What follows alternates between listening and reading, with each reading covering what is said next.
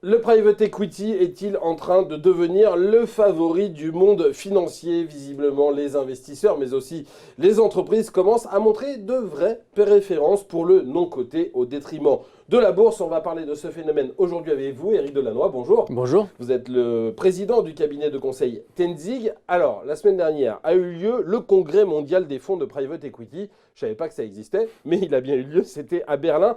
Et visiblement, l'ambiance était joyeuse puisque leur trésor de guerre, il dépasse les 2000 milliards de dollars. 2000 milliards de dollars pour investir, c'est absolument colossal. Éric Delannoy, d'où vient ce magot et pourquoi la puissance des fonds est-elle aussi importante aujourd'hui?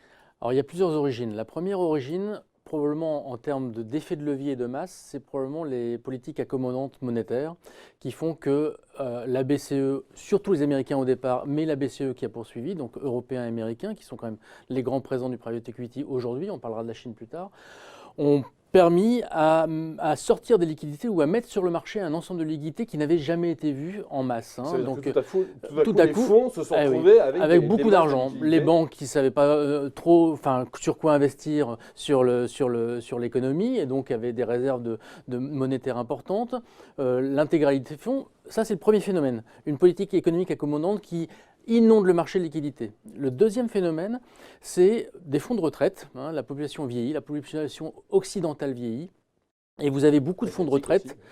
Pardon ? Asiatiques aussi d'ailleurs. Il y a beaucoup de fonds de retraite qui doivent diversifier leur portefeuille pour justement faire en sorte que les fonds qu'on leur confie sur du long terme aient une pérennité de rentabilité.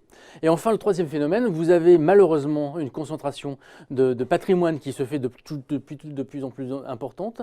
Et cette concentration de patrimoine fait qu'il y a de plus en plus de grandes fortunes qui cherchent aussi à investir leurs fonds en les diversifiant sur quelque chose de très rentable. Alors on comprend qu'il y a une manne d'argent qui arrive dans ces fonds de private equity. Après, il faut réussir à convaincre les investisseurs que c'est un bon vecteur.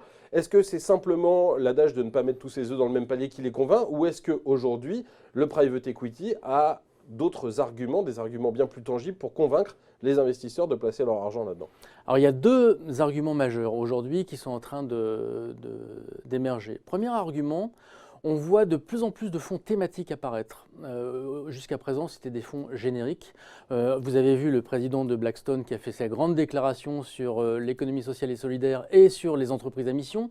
Il estime qu'aujourd'hui, l'entreprise doit avoir une responsabilité sociale. Donc, il essaie de chercher à donner du sens aux investissements. Les fonds thématiques qui viennent d'apparaître sont des fonds qui cherchent à donner du sens à l'investissement et ça plaît aux investisseurs. Ça, c'est un point majeur.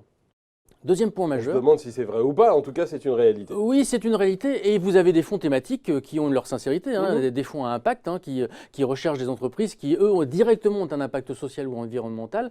Là, on n'est pas dans le washing, on est vraiment dans, plus que la déclaration d'intention, c'est vraiment un objectif d'investissement. Le deuxième phénomène, c'est autour de la compétence.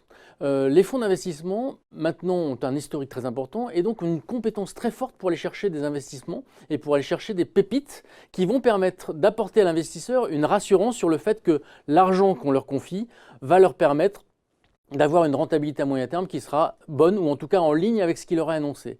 Vous avez une compétence bien plus forte aujourd'hui sur les fonds d'investissement ou les fonds de capital risque qui analysent les dossiers que des analystes qui font des analyses boursières quand on sait qu'en bourse, 65% des ordres sont passés automatiquement. Et puis il y a peut-être la question de la volatilité. Les marchés financiers ont été très volatiles ces dernières années et visiblement le private equity offre une meilleure garantie, même s'il n'y a pas de certitude évidemment. Alors effectivement, il y a les rentabilités. Alors il est vrai que la rentabilité, il y a beaucoup on va dire de gourous de la finance qui commencent à se dire que la rentabilité à 2 chiffres n'est pas forcément la panacée. Il vaut mieux garantir des rentabilités plus faibles mais plus pérennes sur de nombreux investissements que faire des coûts.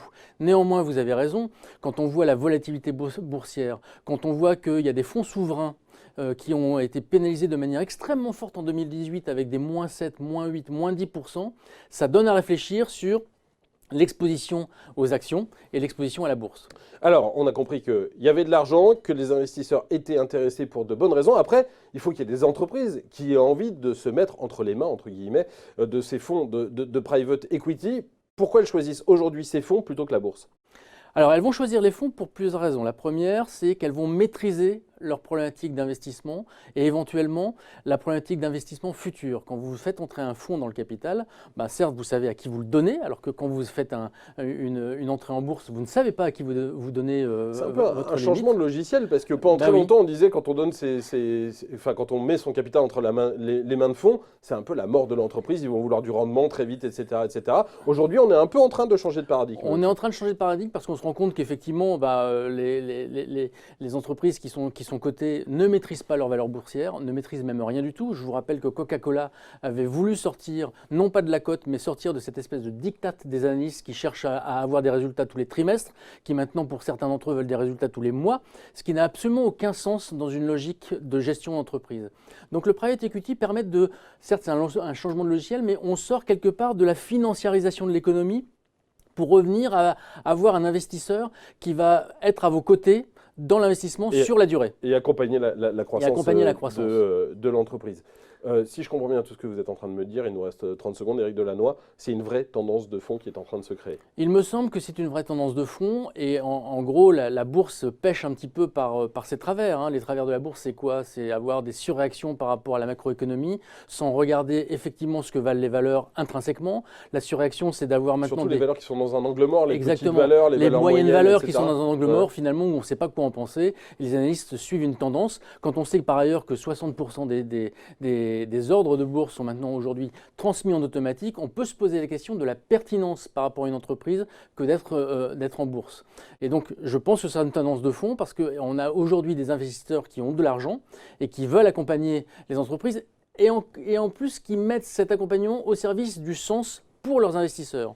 Et donc, pour moi, c'est souhaitable que d'avoir aujourd'hui ces fonds thématiques qui vont permettre d'avoir une vraie cohérence entre l'actionnariat et l'objectif final de l'entreprise. Voilà, donc une bataille entre le côté et le non-côté, une bataille qu'on continuera de suivre dans Ecorama. Merci beaucoup, Éric Delannoy, d'avoir été avec nous aujourd'hui.